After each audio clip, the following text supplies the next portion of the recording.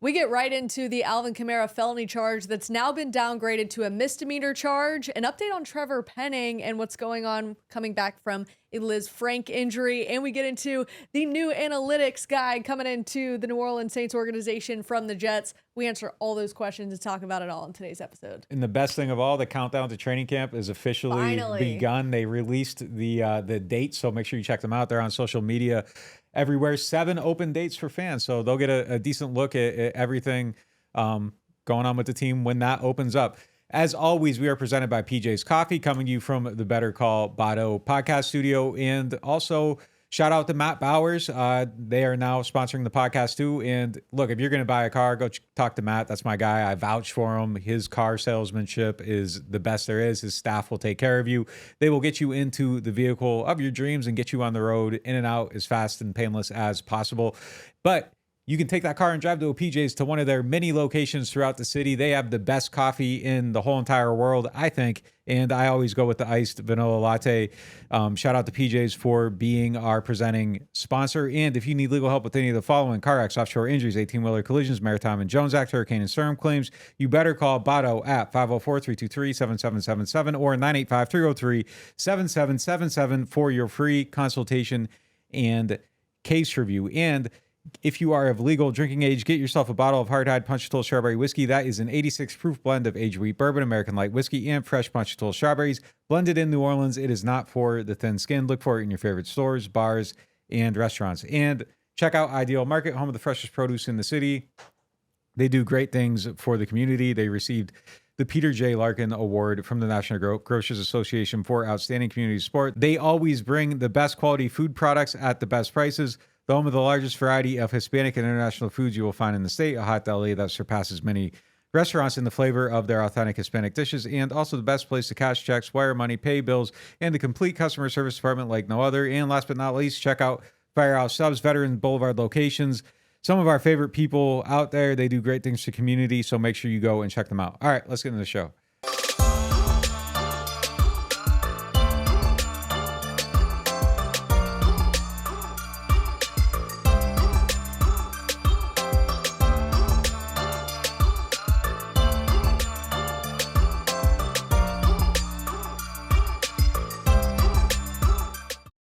The case is closed. Alvin Kamara's felony charge has now been downgraded to a misdemeanor charge, breach of peace. He's going to have to do 30 hours of community service, pay the victim's hospital bill, which is roughly around $105,000. They also did settle the civil case privately. That is a confidential settlement that we don't necessarily know the details of, but I think we can assume that's where maybe more of the money is coming in that is going to the victim from Kamara. And he also issued a public apology that we all saw from Tony Busby.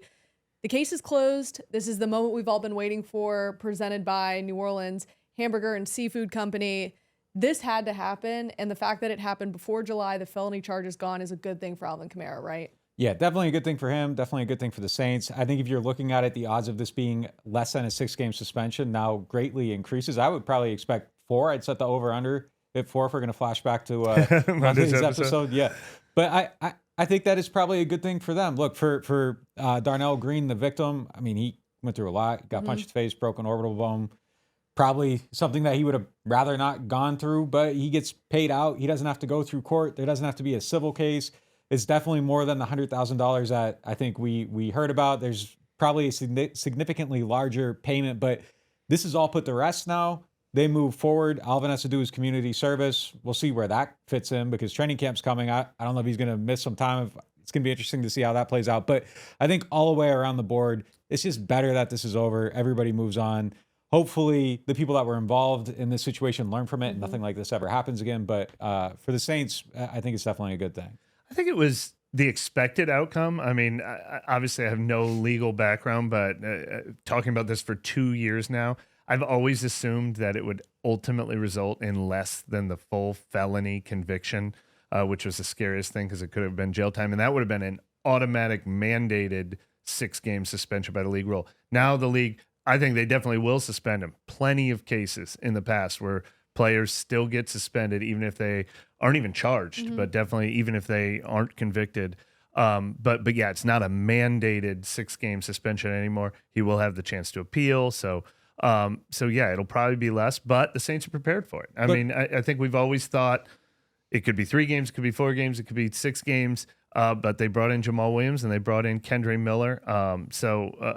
They're prepared for whatever it is. But the best thing now is this isn't going to be going on during the season. They should get their resolution before week 1. I would hope the league has had plenty of time to think about and do their own investigating. I was actually a little worried that this was going to go the distance because the context clues were a little bit scary. Like when he first got arrested, they put out like a press release saying we arrested Alvin Kamara, and it was like they were making a show of it almost. So I thought they were going to take a hardline stance.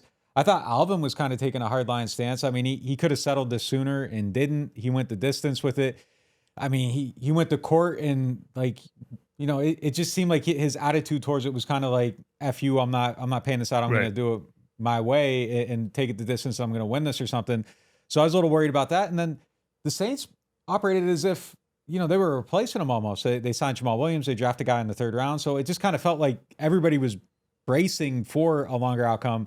I think it's a sense of relief. The sense I got from, people involved in this too was that there was kind of like a sigh across the board. Like, okay, this is done. We're moving on. It's not going to be as bad as we thought it was going to be. But I was worried about it. And the main reason was because they posted that thing and then it just didn't seem like there was a rally to settle very quickly. So I think this went longer than it needed to go. It's something that probably could have went away very quickly. And everybody just kind of was like, embanked in their stance a little bit. No, and sigh of relief is the right word.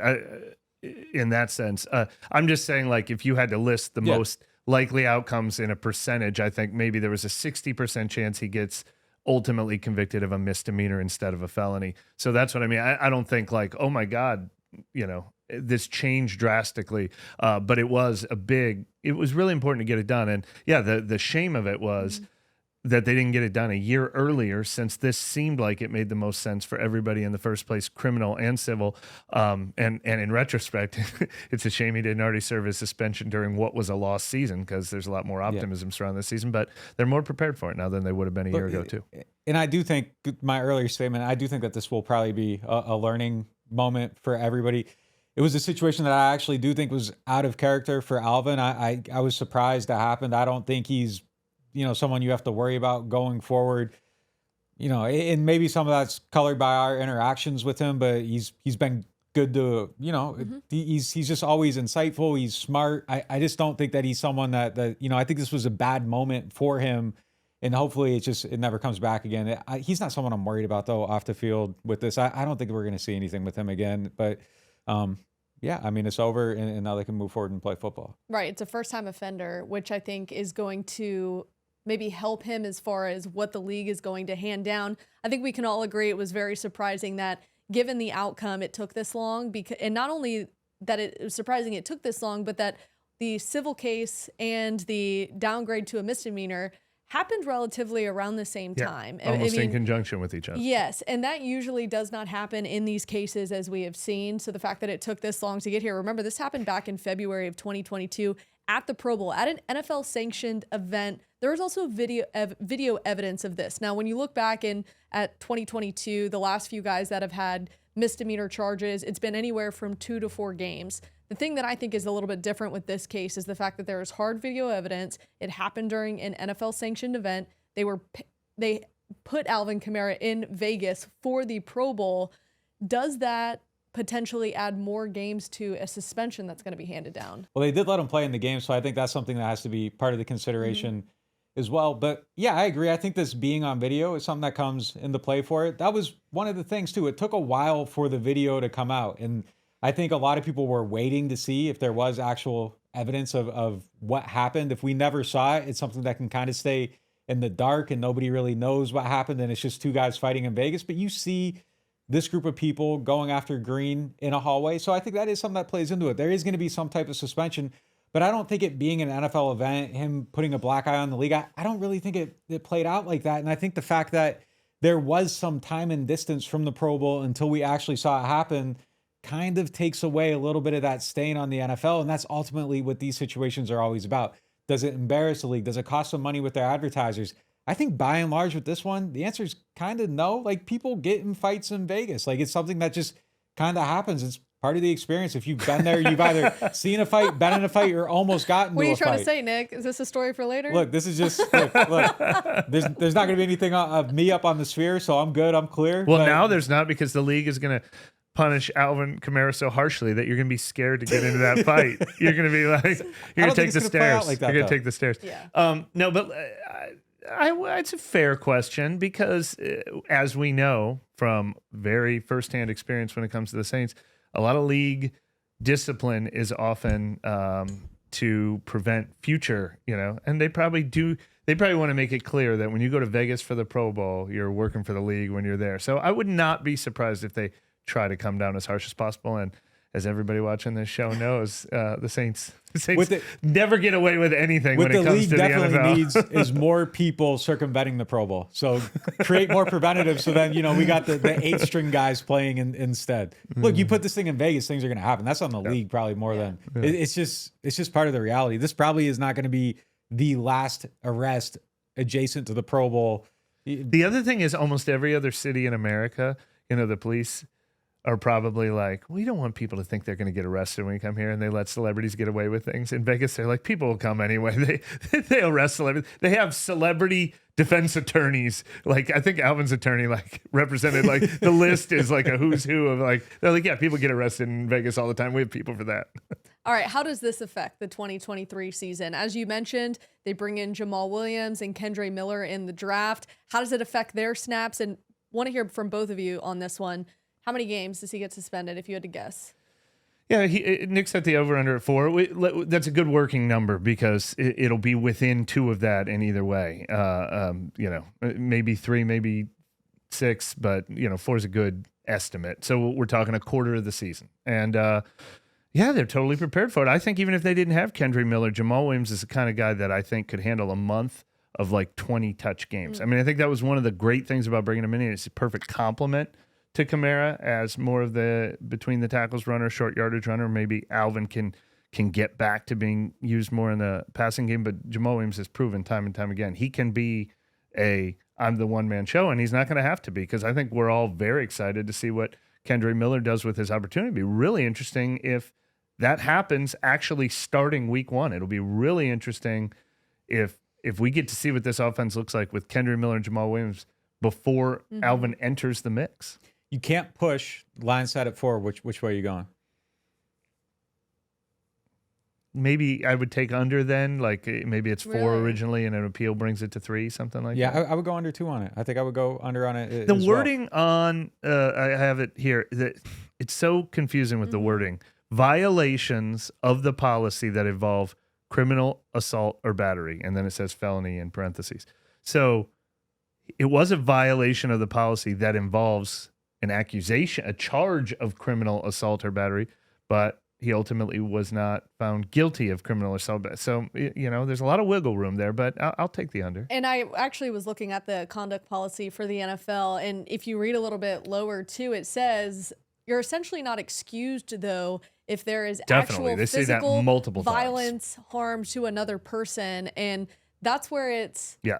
There is no line. There's no blurred line. There's no actual line at all. It doesn't say how many. It's up to them at this point. And I think that's maybe where maybe some people get frustrated with the NFL, I feel like, with this. It's either people are upset they didn't get enough games suspended or it was too many games suspended. I think this is maybe something that becomes more clear as we move along. And it's maybe something the NFL Players Association gets involved with. Yeah, look, Ezekiel Elliott got 6 games and he was never actually charged with anything. But I think the key difference there is that was a domestic situation that caused embarrassment for the league. It was an ongoing story. It was a headline every single day. It was an issue, and maybe we should care more as a society about men doing harm to one another. But that just kind of flies a little bit below. Like, Pepsi's not going to call you and be like, "Hey, Roger, what's going on? This is a bad look for us. We can't be associated with this." It's just maybe the state of the world isn't what it should be. We aren't in control of that, but I do think that 2 guys fighting in Vegas is fundamentally different than that, or some of the other things that people have been suspended for without the criminal charge as part of it. And we've got some new injury news. We'll have that right after the break. Now, at New Orleans Hamburger and Seafood Company, get our $10.99 shrimp remoulade combos with zesty shrimp remoulade and fried shrimp or catfish for only $10.99. And did you hear? Soft-shelled crabs are back at New Orleans Hamburger and Seafood Company.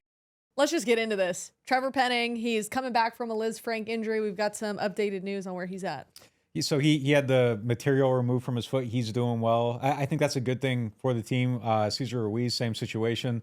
Both those guys are on track. Now, there's a lot of time between that. And even over the next 2 weeks, something bad could happen that could set them back a little bit.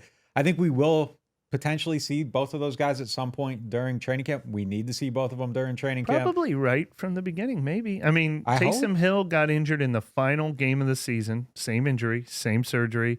And I think he was back on day one of training camp last year, and he was stronger than ever as the season went on. So maybe they found the right Liz Frank surgeon. Not being funny here, these guys are carrying like 100 plus more pounds. Sure. A lot more on the but foot, they're not carrying Taysom. And Taysom Hill is carrying like titanium or whatever, like a superhero. Yeah, carrying the hopes and dreams of the goal line offense on his shoulders and everything. Yeah. And then also Chris Olave, he had Achilles inflammation is what the Saints put out. Is that in line with what really happened? He recently had a football camp out in California, and I saw some Chris Olave running around footage, pictures and stuff. So he's moving, he's running, he looks good. I don't think there's anything at all to be concerned about there. Even when that happened, the team told us it wasn't serious. I understand that people are a little skeptical about the team injury updates after last season, but they were telling the truth there. Independent sources told us he was fine, but seeing is believing. I believe he's running. He's going to be good for training camp. The most camp. promising thing to me is the day he was sitting out practice, he was standing on the sideline with no wrap or coverage for the entire 90 minutes, 2 hours. There's no way you do that if there is any question, 4 months away from the start or whatever it was, 2 months away from the start of the season. You can wrap him up, put him, send him home early, do whatever you want to do. The fact that he was standing out at practice just was a clear indication it was very minor. And I believe he was on a jet ski in a Michael Thomas recent video on Instagram. Yeah. Now, when they went on the boat trip, who knows? But it does look like he is back. I think it was good to see Michael Thomas back in that setting. Yeah. And he looks like he's comfortable getting around on jet skis and on a boat. So. It was like the hypnotized video. I don't know if you guys saw that. It was crazy. There's that production was not. Is it like this is stupid jumping to conclusions that should mean nothing? Kind of like the vibe when we talk about vibes or whatever. But I mean, does that give an indication? Michael Thomas is usually vibes are high with Michael Thomas right is now, usually so sure. quiet, so in the shadows, except for when he's mad that somebody's calling him out or But it makes me think he's in a good place. He must feel really good about how well he feels right now. Definitely. I took it the same way. It's just kind of okay, Mike's in good spirits. I'm telling you, the only thing that video was missing was him and Olave on jet skis and tuxedos, like puffing big. It would have just been the perfect thing to set it off. It was a impressive Instagram video. Yeah, it was. Yeah. Well done. All right. We doing our own version? We got a couple weeks before training camp. I don't think so. Go out to Lake Pontchartrain. I don't know if we could pull that one off. I would die to see Brandon on a jet ski. I don't swim, so I'm staying on the land. Yeah. Oh, we still need to bring in a Brandon mic. Maybe we'll get that by we'll see. By the time training camp starts. All right, moving right along to some other news that has happened. F.Moreau, really awesome news, in full remission from Hodgkin lymphoma.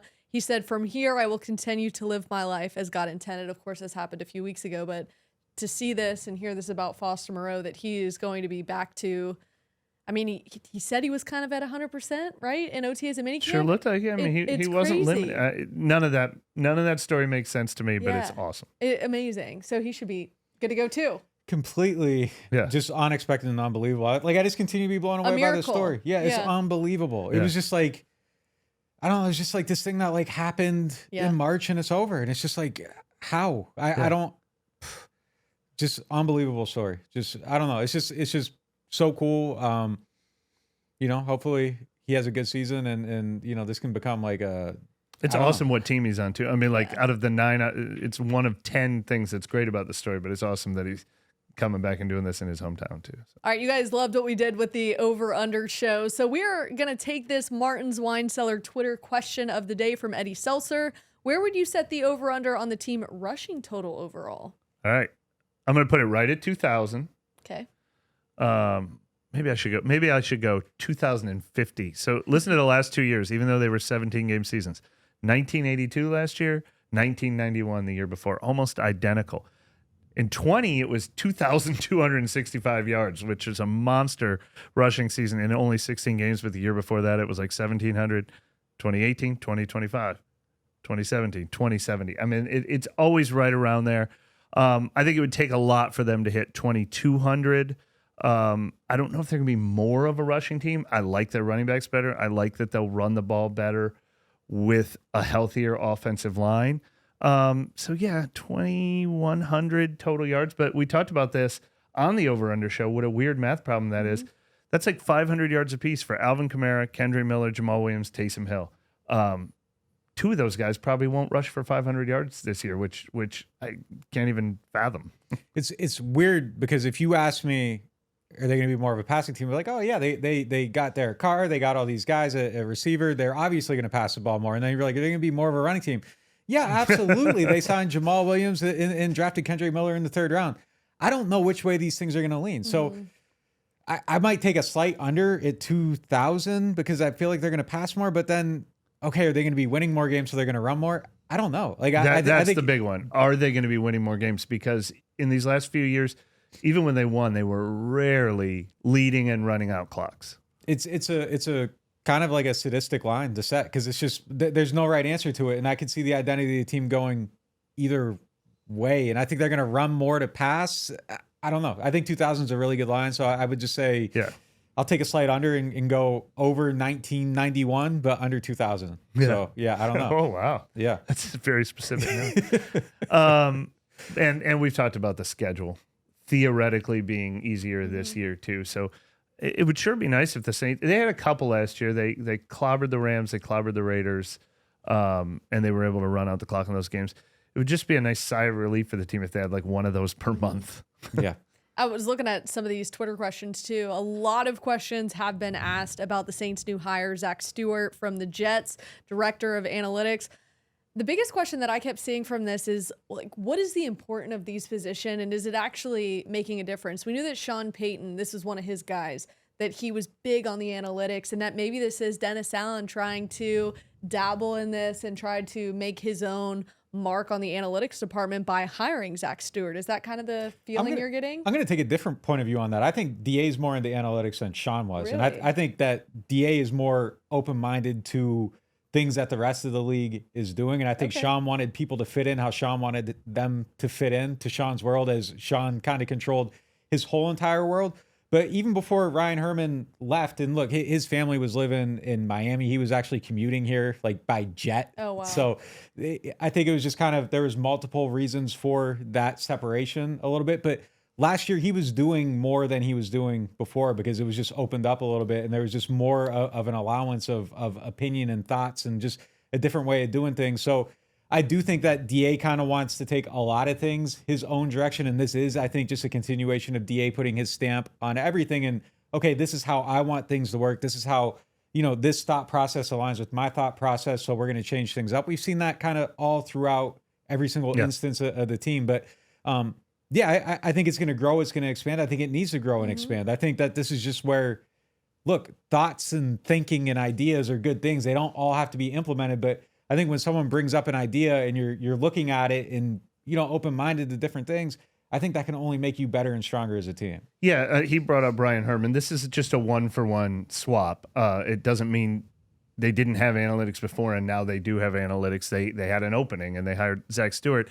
And so much was made of Sean Payton. I think Sean Payton was just saying something at a press conference when he said, oh, their analytics department here is next level or whatever. Because Sean could have had whatever analytics department he wanted in New Orleans. He makes those decisions. And if he doesn't like the one they have in Denver, he's going to fire everybody. Like, he's in charge of how much analytics he wants to have.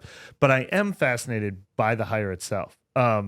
I was researching Zach Stewart. Not a lot written about him when he was with the Jets, but I found where he came from. I mean, his previous jobs before he got hired for the Jets in 2020, he was doing, like actuary research for an insurance company. Oh, and he was doing math research and development for a national security lab, like a government-sponsored national security lab. I'm picturing like the jobs Matt Damon was applying for in Good Will Hunting.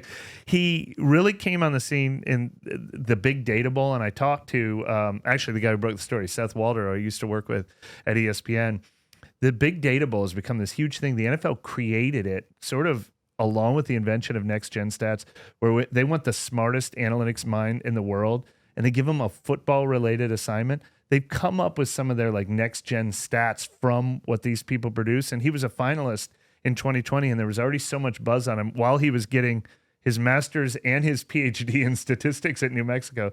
The Jets hired him even before he entered the Big Data Bowl, and that year it was something about predicting the outcome of running stats based on parameters or whatever. But it is, and I said, is this weird that this guy just entered the NFL after those jobs? And he goes, no, that's where the NFL has started hiring people. It's like they're hiring people that were previously doing like the best statistics work in America in other fields. And then they created this to be like, can you transfer that skill to football related things? And he said that the people that have entered the NFL, a lot of Zach Stewart's, it's rare how fast he's risen to be the lead director just a couple years in. And he goes, but this is where the NFL is finding their analytics minds. It's a pretty fascinating world that I didn't know that much about. Kind of a Kai Harley-ish background. Yeah. Working in finance and everything and then transferring to the and NFL. So, but I love the thinking behind not who's a guy who's worked for 3 other teams. It's who's the next guy. This is kind of what we talked about, like the Lions offensive coordinator last year, or Sean McVay or something. It feels like that is the kind of hire they're trying to make in this department. Yeah, look, I don't think you should be beholden to football thinking on these things either. Like part of the value of this is that you're looking at things differently and you're trying to change the way that football is done, and you aren't just going off gut instincts. Like, let's put some numbers with those gut instincts. And even if you want to go with that, at least know what you're working against math-wise and what the trends say and all that stuff. So it is the smart way to do it. It's kind of baseball-ish. Like they were hiring guys from MIT and Harvard and everything. It wasn't just baseball people that grew up in scouting. And a lot of these people that had the early analytics jobs were coming from other football departments. Yeah. So going outside of that world and bringing someone in that isn't just, part of that culture, I think is smart as long as you are open-minded to the things that they're presenting. It's fascinating to me. I would love to pick somebody like that, pick his brain, or even a Kai Hartley if we were able to bring them in. I'm not sure how much they could actually divulge or tell us about their jobs, but the fact that that's his background, do we see other teams doing this as well? Yeah, no, people are hiring people like this, but when I talked to Seth, who's like really into that world, he goes and covers the Big Data Bowl every year and everything. He said this is a particularly fast rise for some. I mean, he was still technically a PhD student at New Mexico 3 years ago, and worked with the Jets for the last few years, and now is getting promoted into a higher role here. So, well, we will be heading to our sponsor, PJ's Coffee, next for our next episode. Be sure to tune into that show as we will be talking about Demario Davis Hall of Fame potential. See you next time.